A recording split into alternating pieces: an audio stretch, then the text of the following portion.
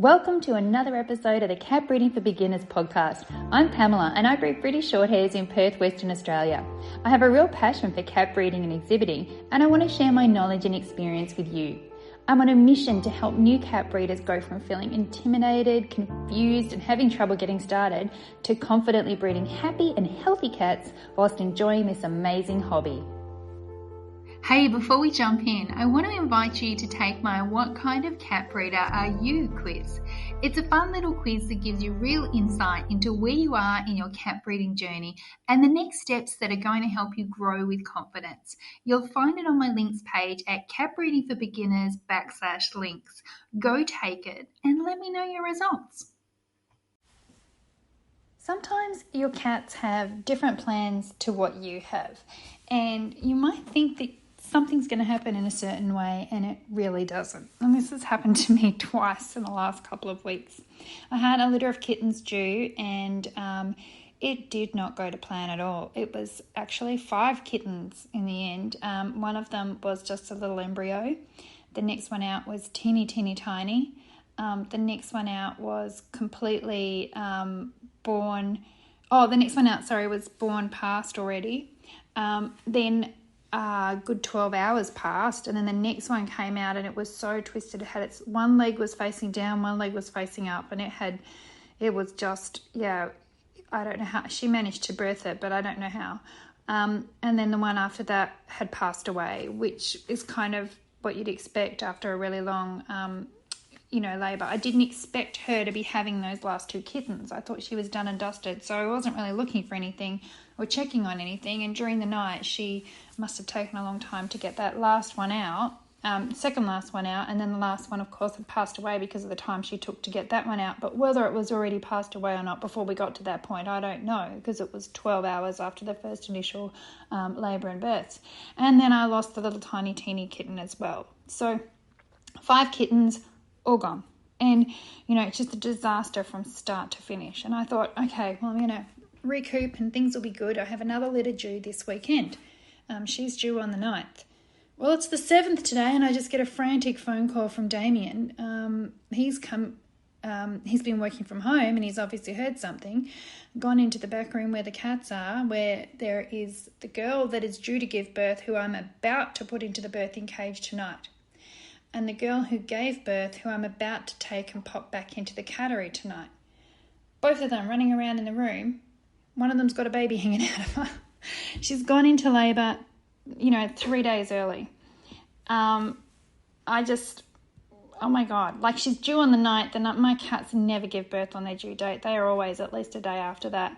So she's had kittens. She's had kittens on we've got polished concrete floors. She's just had kittens on the floor. Not even in her box, not even anywhere near a bed, not even near anything. She's just given birth on the floor because that's what you do. So I have him on the phone. He's just going completely crazy, freaking out. It's not breathing. I don't know what to do. What should I do next? The kitten did start breathing and did start crying, and I could hear the other one crying as well. So I was happy with all of that. He's chasing the other girl so that he can get her and put her in a cage. I said, put her away. And then he said, what do I do with the mum cat? And I said, well, put her and the kittens in the box in her pen. And he said, oh no, I didn't know there was 2 pens. I've put that girl in that pen. Then I could hear him in the background say, get out, trying to get this girl out of the box so that he could move the mum that's giving birth into it.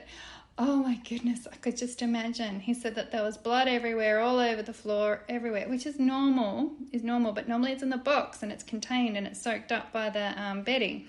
No, it's everywhere. So yeah, he's just walked in on this frenzy of a scene. I can hear the absolute panic in his voice because this is not the thing that he's normally doing. He can do it if something like this happens. He's more than capable, but he will be very annoyed with me when I get home tonight.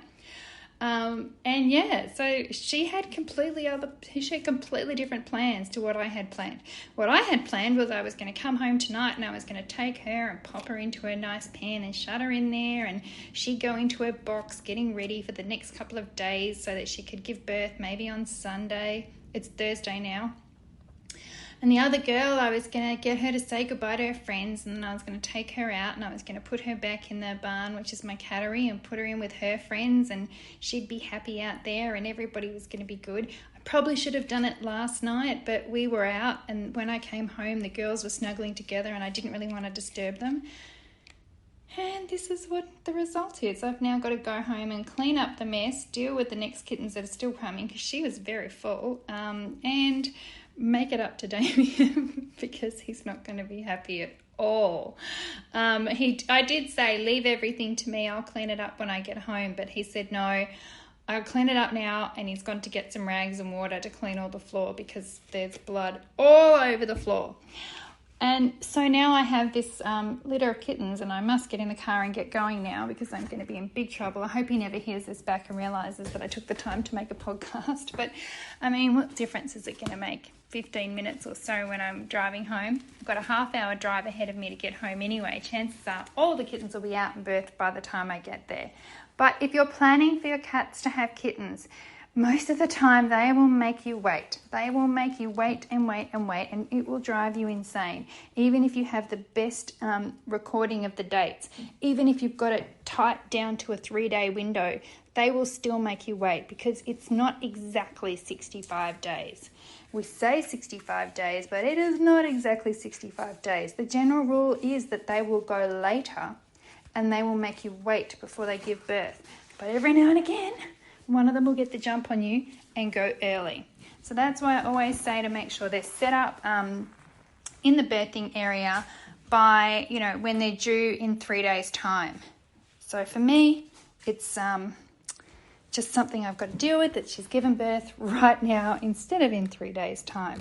So I'm going to go home and get this sorted out. Hopefully the kittens will all be great. I'm really excited to see them. This is a litter I've been waiting for, and fingers crossed they'll all be okay, and that we'll move past that disaster litter that I had the other day and just move forward, onwards and upwards. So yeah, that's my little tip for you. They will have other plans. Thanks for listening. Make sure you visit www.catbreedingforbeginners.com where you can find articles, guides, courses and more. Plus, make sure you check out my amazing New Cat Breeders Club. It's a supportive space where new cat breeders can learn, share and help each other. I only take new members a few times a year, so sign up to make sure you don't miss out.